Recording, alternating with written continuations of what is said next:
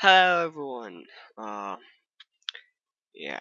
My name's not too important right now, but before I start, just a shout out to all my friends who helped me through some tough times, and shout out to Andre who asked me to do this. So I hope you're happy now.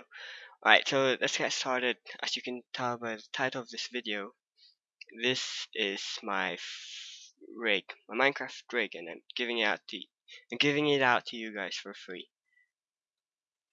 Yeah, so if you want to continue watching the video, feel free to do so. Otherwise, just download the rig in the description below and stop watching if you don't want to know about it.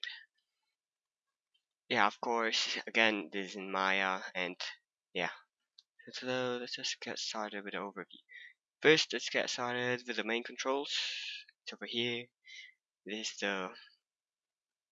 I guess it controls the entire body essentially. Everything is parented to it. Wait, there, just had a bit of lag. Oh yeah, and it's been frozen to 0 to be at the center of the scene. Afterwards, we have this one. This controller right here controls everything except the legs. It controls essentially everything from the waist up. Okay, so put that back to 0. Next is the hip control. You might think it's the same with this main control. I don't really know what to call it. Just call this one hip, this one main, this one all, whatever. This one's just for the waist, just the waist, nothing up, nothing down, just the waist itself. So that's it. Of course, you can just control it like that. Your normal controls. Put back to 0. Put put these back to 0. Seems like someone's chatting on Facebook. And let's move up to the control here. So yeah, this is it. Okay, somebody's obviously chatting on Facebook. Alright, wherever you are, please wait a while. Right, so this thing does the exact same thing. As you can see, the bone structure here is actually an FK chain. And after this control, we have the clavicles on his shoulders, which you can use, I guess, to shrug the shoulders. Right, someone's chatting, be right back. Hello again. So we stopped at the clavicles over here for his shoulders. This just, so you can shrug his shoulders, I guess.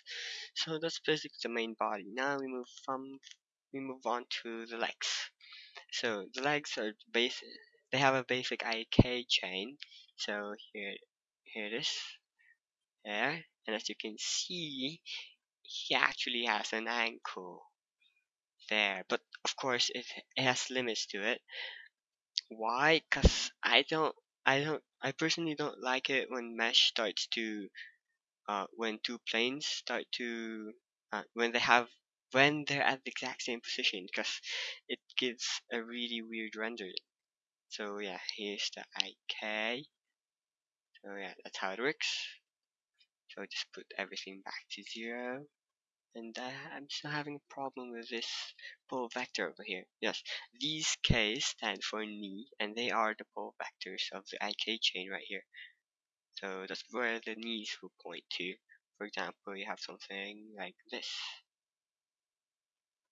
So you can take the pole vector and just move it. And also, I guess, rotate this. Yeah, I know, it doesn't look too good right now. I have to keep this thing short. Put it back to 0. And here you're probably gonna see these funny looking controls. What they are essentially are just for the IK switch. Yes, my rig has an IK and FK switch, so that you can use the lag either in IK mode or in FK mode. It's right here. Just click on this. Everything's locked except visibility and IK and the IK switch. If it's 1, it's obviously gonna be an IK. It'll be on the IK system. And if it's 0, it'll turn to the FK system, which I think for new animators, I think you guys should be familiar with this. I think you guys should be more familiar with this than you should with the IK system, or I might be wrong. But basically, that's leg, and you can turn it back to IK, just like that. I should turn this back to 0. I don't know, it's having trouble, some positioning issues. And the same thing goes for the arms. Right now it's in IK mode, so you can just move it like that. Yeah, whatever. And here, oops, yes, I did set limits, but this one I think you guys need to do it yourself. Setting limits isn't that too important, and just put it back to 0. Here and rotate Y, and yeah, that's it. You also got a wrist.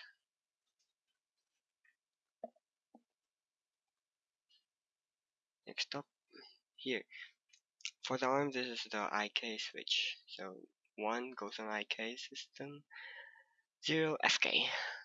So just take the IK control and move it around like that.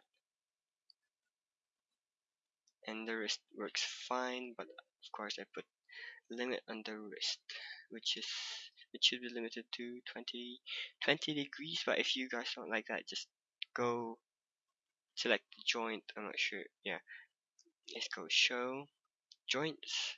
Go select the what is this? BN wrist. Yeah, because you have to make sure to select the BN wrist. Just go over here and limit information. Should be able to limit here.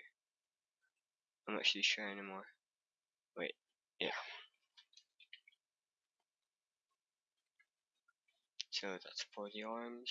Let me switch this back to FK, and that's the body. Alright, now moving on to the head. It should have one main control just for the entire head. Everything's parented to it. And you should be able to move it around, but that's a bit creepy. Now moving on to the teeth. So teeth can go up and... Alright, I have lock to grade on. Snap to grade. So yeah, you should be able to put it up and down. Same goes for the bottom half. And now for the mouse itself, it has 10 controls. It's just a boolean. Uh, this is just a cube, a deformed cube that's being driven by a lattice, and the lattice is being driven by a warp. Uh, wait, deformer. Yeah, wrap deformer, and that wrap deformer is a polygon which can be driven by bones, and the bones are driven by these curves right here. You can see they have smooth curves when you try to move them around, and since it is driven by a lattice. Am I saying that right? Lattice or lattice? Lattice. I'm stuck. I'm just gonna call it lattice. Sounds like lattice. I'm going off track. Yeah, so just move them around side to side, doesn't really do anything, just whatever. So that's the mouse. Moving on to the eyes, which are also booleans, but instead of fancy lattice work, we have just the polygon itself, the cutter, or yeah, it's driven by bones. It only has 4 corners, so 4 bones, 1 corner, 4 bones, 1 bone for each corner. And here's the control for the pupil. Should be able to manipulate it, just translate it. And but when it comes to rotation and scale, I've actually locked that. So set that back to 0. This one, this little control over here, just controls the size of the pupil. So it can go from 0 to twice the size. That's pretty much it. And this one's for the eyelids, so you don't have to select them individually. yeah, since they are buoyants, you'd want to be careful of doing something like this, messing it up. Oh yeah, I forgot about this. Yeah, to make it smaller, just grab these controllers right here for the mouth, and yeah, so you don't have to select them individually. That'd be tiresome for some people when animating, especially um trying to match a voice. And just select these over here to make the mouth narrower, I guess. Alright, so that's the mouth and the eyes. Now moving on to the eyebrows.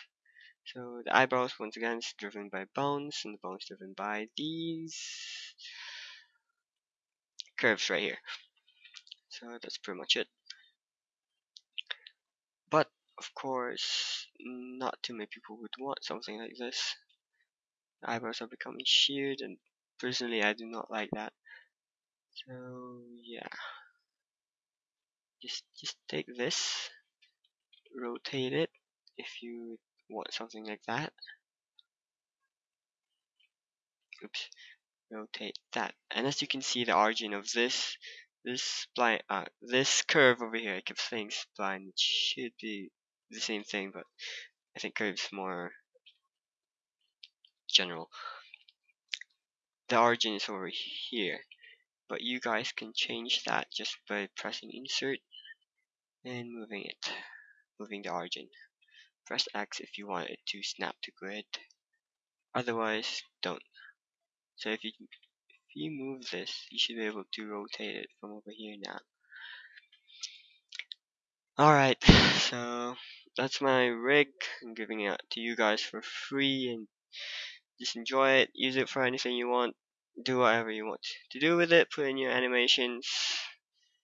All I really ask in return is for your support, subscribe. Maybe I'll be doing this more often in the future.